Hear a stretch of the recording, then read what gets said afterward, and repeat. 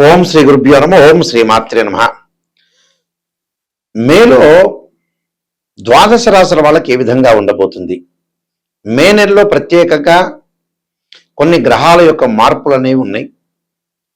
రాహు కుంభరాశిలోను, కేతు సింహరాశిలోను, గురు మిథున రాశిలోను సంచారం చేయటం జరుగుతుంది. శని కుజుడు మీనంలోను, ప్రథమార్థంలో, ద్వితీయార్థంలో కుజుడు మేషరాశిలోను, రవి మేషరాశిలోను, ప్రథమార్థం ద్వితీయార్థం వృషభ రాశిలో సంచారం చేయటం, శుక్రుడు వృషభ రాశిలోను మిథున రాశిలోను సంచారం చేయటం, అలానే రవి బుధులు మేషంలోను వృషభంలోను సంచారం చేయటం కూడా జరుగుతుంటుంది. అంటే గ్రహాల యొక్క మార్పులు అతి వేగంగా వెళుతూ ఉన్నాయి. ఉండటం వల్ల మే నెలలో ద్వాదశ రాశుల వాళ్ళకి ఏ విధంగా ఉండబోతుంది? ఇవన్నీ కూడా గోచారరీత్యా చెప్పబడే ఫలితాలు అని అంటారు. జన్మజాతకాన్ని అనుసరించే ఫలితాలు కావు. జన్మజాతకం అనేది చాలా ఇంపార్టెంట్, గోచారం కూడా ఇంపార్టెంట్. గోచారం అనేది 20% ఫలితాలు. అంటే ఉద్యోగము, వ్యాపారము, ఆరోగ్యము, వివాహము, సంతానము, వ్యవహారాలు, లావాదేవీలు, కోర్టు సమస్యలు, పోలీస్ స్టేషన్లు, ఇలాంటి విషయాలన్నిటినీ కూడా మన గోచార రీత్యా తెలుసుకోవచ్చు. ఎలా ఉండబోతుంది అంటే ఈ నెల రోజుల పాటు మనకి ఏ విధంగా జరగబోతుంది, ఎలాంటి నిర్ణయాలు తీసుకోవాలి, ఎలాంటి ఆరోగ్య సమస్యలు వచ్చే అవకాశం ఉంది, ఎలాంటి ప్రికాషన్స్ తీసుకోవాలి, ఎలాంటి ప్రికాషన్ తీసుకుంటే మనకు మంచి జరుగుతుంది. ఎప్పుడు కూడా జీవితంలో నెగిటివ్ తెలుసుకుంటేనే మనం పాజిటివ్ అవుతాం. పాజిటివ్ తెలుసుకోవటం వల్ల ఏమీ లాభాలు లేవు. నెగిటివ్ తెలుసుకుంటే ఎలాంటి దాన్ని మనం ఎలా ఓవర్కమ్ చేయటం, ఎలాంటి పదార్థం తింటే మనకు లోపం వస్తుంది, ఉద్యోగంలో ఎలాంటి నిర్ణయాలు తీసుకోవాలి, ఆఫీసులతో ఎలా మాట్లాడాలి, వ్యాపార పరంగా మనం ఎలా ఉండాలి అనేది ఆలోచన చేయడానికి ఒక మార్గం ఏంటంటే గోచారం. ఆ మార్గాన్ని మనం అనుసరించి మనం ముందుకెళ్ళానుకోండి, లైఫ్లో మనం లీడ్ చేసినట్టే. దానిలోనే ఒక మ్యాజిక్ ఉంది. కొంతమంది ఈ నెలలో మనం ఈ నెలలో కొంతమంది బంధుమిత్రులతోటి కలహాలు వచ్చే అవకాశం ఉంది అంటే వాళ్ళతో తక్కువ మాట్లాడాలి. ఆరోగ్యపరంగా లోపం జరుగుతుంది అని అంటే ఖచ్చితంగా ట్యాబ్లెట్ వాడాలి, భగవంతుడి యొక్క ఆరాధన చేయాలి. అంటే మన లైఫ్ని మనం ఓవర్కమ్ చేసుకోవటం అనేది మన చేతుల్లోనే ఉంటుంది. కాబట్టి ఈ గోచారరీత్యా వీళ్ళందరికీ కూడా ఏ విధంగా ఉందో ఒకసారి తెలుసుకుందాం. తెలుసుకొని మనం ముందుకెళ్తే మనకి మంచి సుఫలితాలు జరగాలని మనం ఆశించాలి. కర్కాటక రాశి వారికి ఈ మే నెలలో ఈ విధంగా జరగబోతుంది. కర్కాటక రాశి వాళ్ళకి 11వ స్థానంలో శుక్రుడి యొక్క సంచారం వల్ల వివాహాది శుభ కార్యక్రమాలు, ఆర్థిక పరంగా స్థితిగతులు మెరుగుపడటం, ఆకస్మికంగా కొంత ధనలాభం కలగటం, దాంతోపాటు ప్రేమించిన యువకులు ఎవరైతే ఉంటారో వాళ్ళ వివాహాలు జరిగే అవకాశాలు ఖచ్చితంగా ఉంటాయి.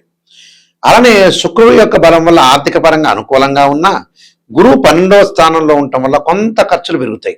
ఆ ఖర్చులు ఏంది, మంచి శుభ ఫలితాల ఖర్చులు జరిగే అవకాశాలు ఎక్కువ ఉంటాయి. శుభ కార్యక్రమం నిర్వహణ, వాహనాలు కొనుగోలు చేసే అవకాశాలు, బంగారు ఆభరణాలు, దుస్తులు అంటే వస్త్రాలు కొనుగోలు చేయటం అవకాశం ఎక్కువగా ఉంటుంది. కాబట్టి వస్త్రాలు కొనుగోలు చేయటం అనేది చాలా మంచిదే. మనకి మంచి సుఫలితం జరుగుతుందంటే ఏముంది, అలానే మెరుగైన హోదా జరగటం ఒకటి, ఉద్యోగపరంగా కొంత అనుకూలంగా ఉండటం, ఒత్తిళ్ళు పోటీ విషయాల్లో సమర్థవంతంగా ఎదుర్కొంటారు. ఎదుర్కొని ముందుకు వెళ్తారు. వ్యాపార ఫలితాల్లో వచ్చేటప్పుడు కొంత మిశ్రమైన ఫలితాలు వచ్చే అవకాశాలు ఎక్కువ ఉంటాయి.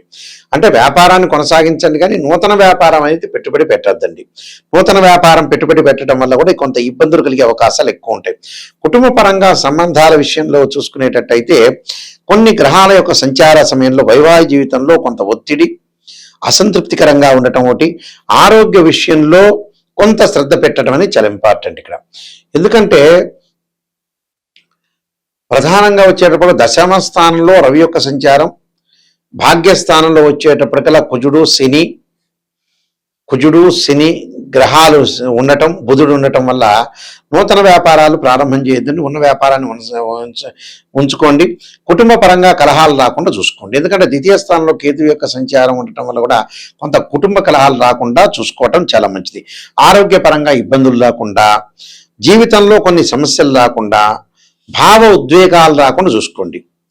అంటే చుట్టాలతో బంధువులతో కూడా ఎంతవరకు మాట్లాడో అంతవరకు మాట్లాడండి. ఇలాంటి కొన్ని కఠినమైన నిర్ణయాలు తీసుకునే అవకాశాలు ఎక్కువ ఉంటాయి. డబ్బు విషయంలో మటుకు కొంత పొదుపు పాటించి ముందుకెళ్తే వీళ్ళకి మంచి జరిగే అవకాశాలు ఎక్కువ ఉంటాయి. శుక్రుడి యొక్క బలం అనేది బాగా ఎక్కువ ఉంది. ఈ శుక్రవారం రోజున ఏదైనా పనులు చేస్తే కూడా మీకు మంచి జరిగే అవకాశాలు ఉంటాయి. ఉద్యోగపరంగా చిన్న చిన్న చికాకులు వచ్చినా కూడా అది తగ్గిపోయే అవకాశాలు ఎక్కువ ఉంటాయి. నూతన వ్యాపారాల మటుకు పెట్టుబడి పెట్టద్దని నేను కొన్ని పరిహారాలు చెప్పబోతున్నా. ఆ పరిహారాలు మీరు పాటించండి, మీరు ముందుకు వెళ్ళండి. ఈ నెలలో వీళ్ళు అనుసరించాల్సిన నిర్ణయాల్లో ప్రధానంగా మనం కొన్ని పరిహారాలు చేసుకొని ముందుకు వెళ్ళాలి.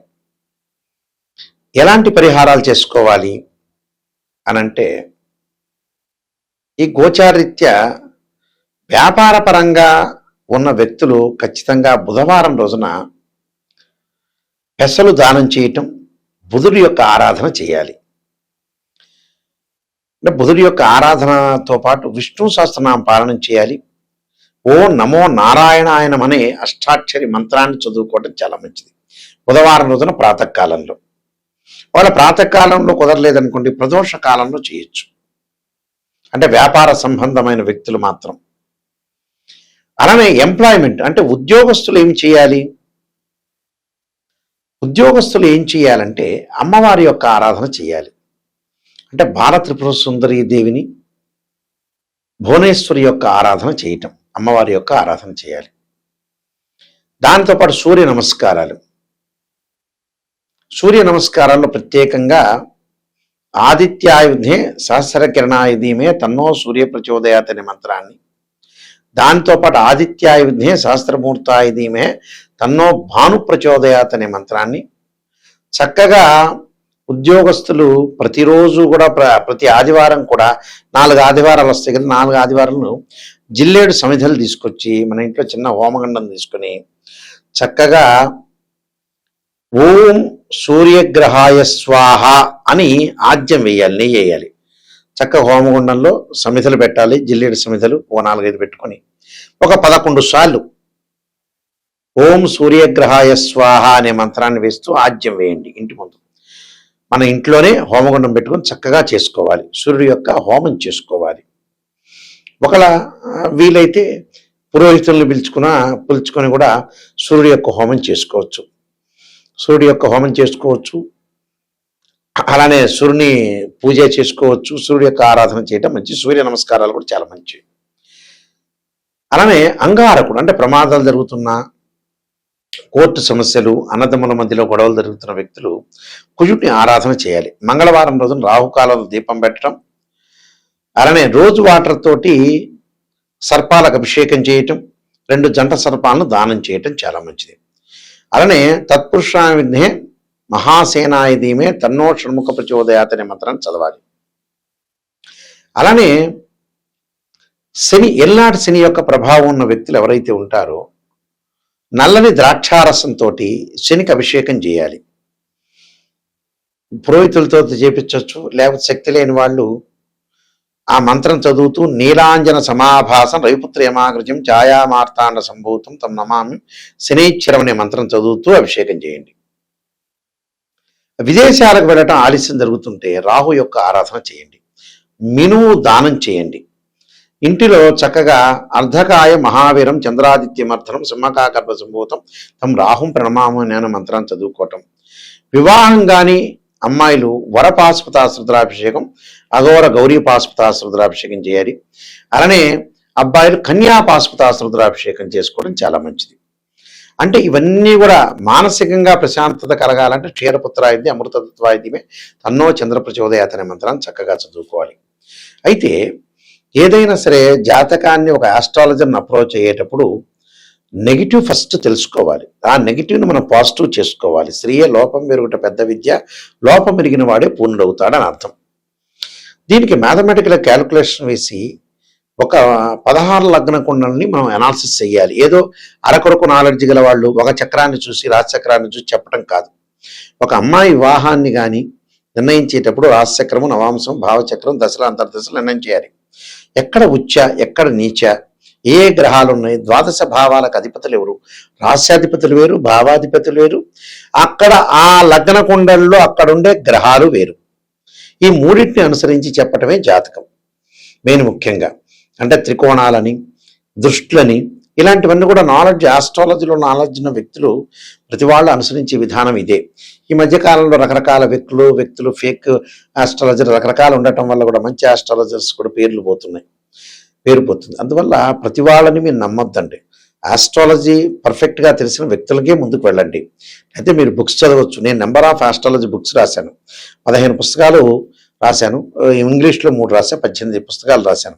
అందులో కాలసర్పయోగం అని, కాలసర్పయోగ దోషం, కాలసర్పయోగ చంద్రిక, రాహుకేతులు, ఛాయాగ్రహాలు, స్వప్నశాస్త్ర పరదీపిక, జాతక చంద్రిక, వివాహ మార్తాండము, సర్వదేవతా గోత్రాలు పార్ట్ 1, పార్ట్ 2, పుత్రగణపతి వ్రతము, అలానే ప్రొడక్షన్ ఆఫ్ ఆస్ట్రాలజీ, ఇలాంటి నెంబర్ ఆఫ్ ఆస్ట్రాలజీ బుక్స్ రాశా. ఇవన్నీ కూడా రాజమండ్రి మోహన్ పబ్లికేషన్ వాళ్ళ దగ్గర దొరుకుతాయి. ప్రొడక్షన్ ఆఫ్ ఆస్ట్రాలజీతో సహా అన్నీ కూడా వాళ్ళ దగ్గర దొరుకుతాయి.